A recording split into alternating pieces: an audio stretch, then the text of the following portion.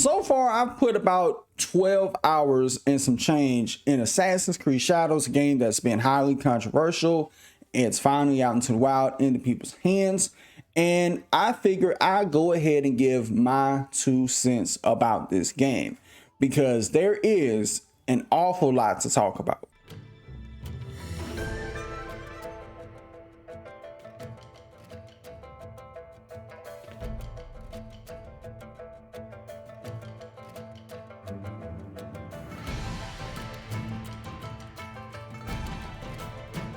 Now, I'll say this up front. So far, I'm having a pretty good time with Shadows. I haven't gotten to the point where I'm playing as Yasuke yet. You did so like in the first hour.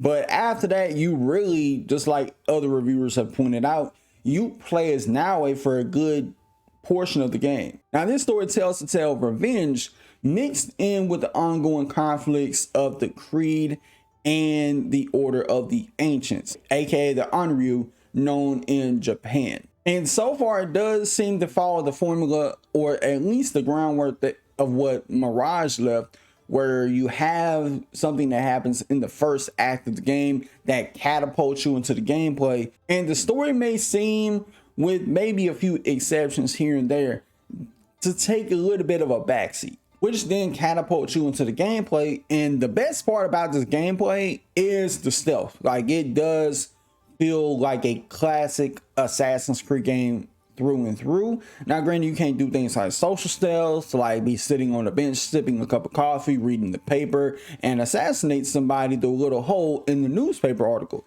No, you can't do all that. It does feel great to be able to sneak around bushes and assassinate certain enemies, even ones that may be the same level as you, or maybe a few levels higher, and just assassinate them with ease, which was something that was heavily criticized in past games. And in terms of the combat specifically, I really do enjoy the combat. Despite what I've seen from other people, they're not really gelling with it that much.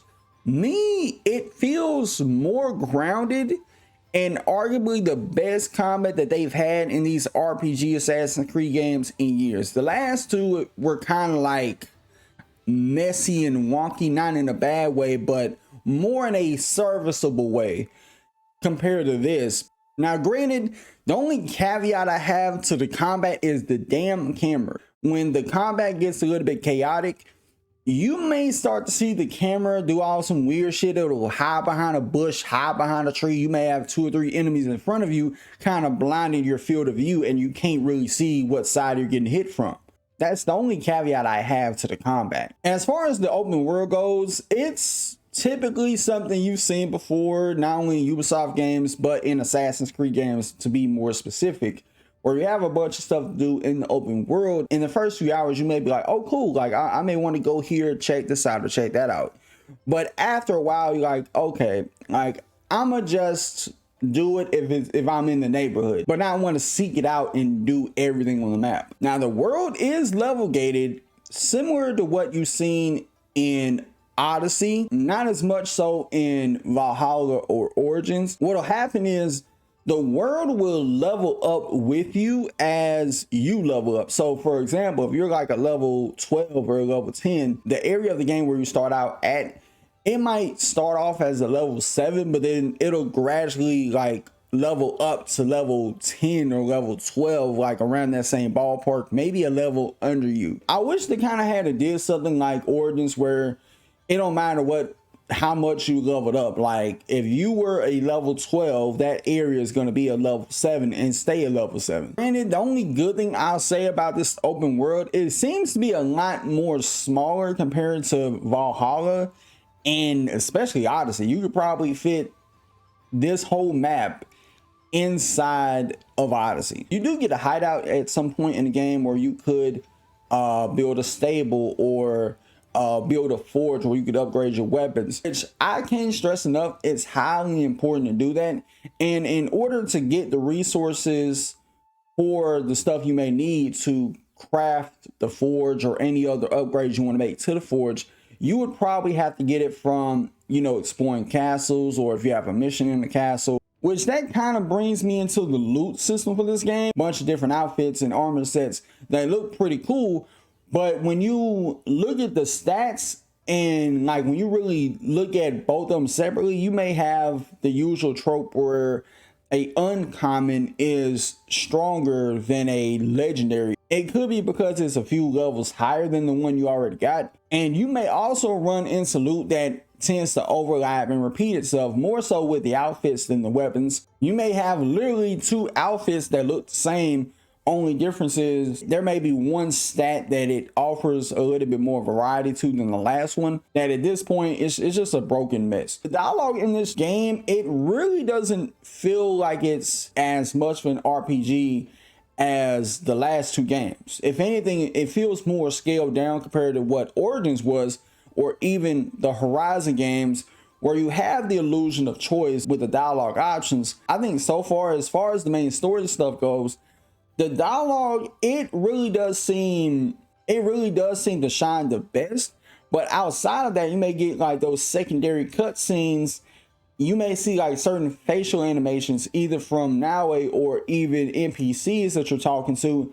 Their faces as stiff as a freaking board, or look like that they got shot up full of Botox when you're talking to them, and they're talking about something traumatic and you hear it in their voice, but their face doesn't express that. Or Naue may say something where you would think there should be a little bit more emotion in delivery of the line, but it's really non-existent. Alas, that's outside of the main story, even though I think, you know, there should have been a little bit more emotion there.